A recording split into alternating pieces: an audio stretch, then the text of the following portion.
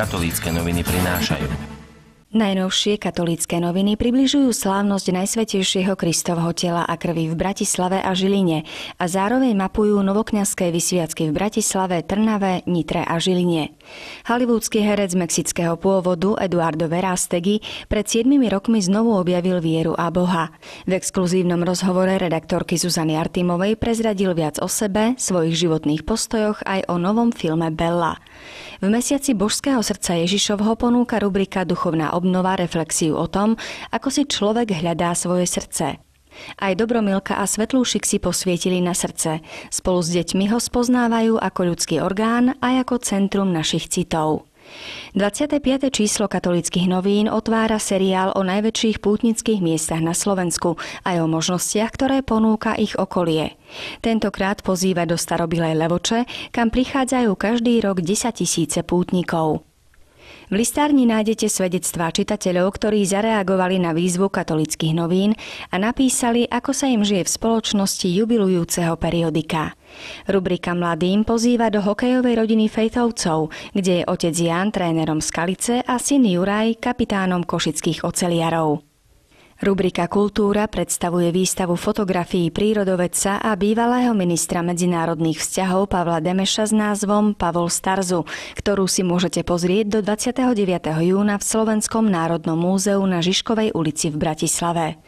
Redaktorka Marta Majerčáková približuje postrehy verbistu Pavla Hudáka, ktorý pôsobí ako misionár na Filipínach. Z TKKBS vyberáme.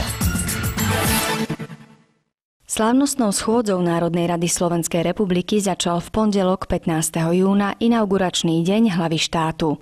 Na slávnosti v historickej budove Slovenského národného divadla boli prítomní politickí zástupcovia, diplomati, cirkevní predstavitelia a ďalší hostia. Po príhovore predsedu parlamentu, v ktorom poďakoval Ivanovi Gašparovičovi za to, ako doposiaľ viedol prezidentský úrad, zložil staronový prezident ústavou predpísaný sľub. Po zvukoch slovenskej štátnej hymny sa hosťom prihovorila predsedníčka Ústavného súdu Iveta Macejková, ktorá osvedčila zloženie sľubu. S príhovorom vystúpil aj premiér Slovenskej republiky Robert Fico a po ňom predniesol inauguračný prejav Ivan Gašparovič. Dotkol sa v ňom perspektív Slovenska v dlhodobom horizonte. Po skončení schôdze hostia odišli do domu svätého Martina, kde sa zúčastnili na slávnostnej bohoslužbe Te Deum.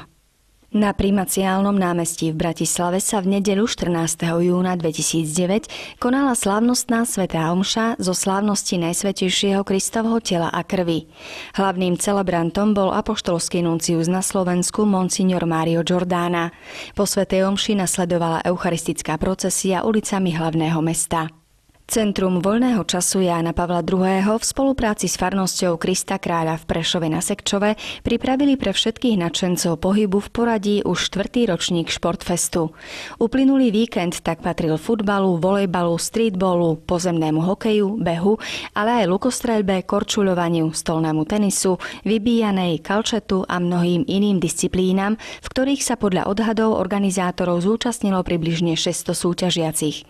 Najbližšou veľkou spoločnou akciou farnosti bude duchovno-spoločensko-kultúrny festival Farfest 2009, ktorý sa uskutoční 28.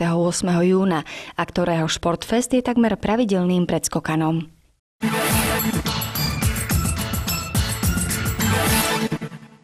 Internetový magazín Postoj.sk prináša okrem iného správu o tom, že predstavitelia viacerých amerických pro-life organizácií odsúdili vraždu lekára Georgea Tillera, ktorý vykonával potraty v neskorých štádiách tehotenstva.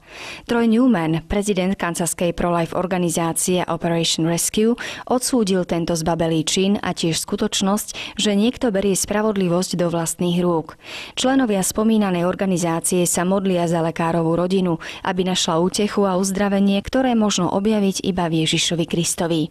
V organizácii Kňazi za život trváme na takej kultúre, v ktorej sa násilie nikdy nepovažuje za riešenie akéhokoľvek problému, zdôraznil jej riaditeľ Frank Pavone.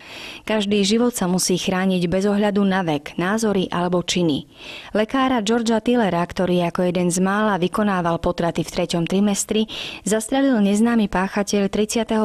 mája v luteránskom kostole v meste Wichita v americkom štáte Kansas.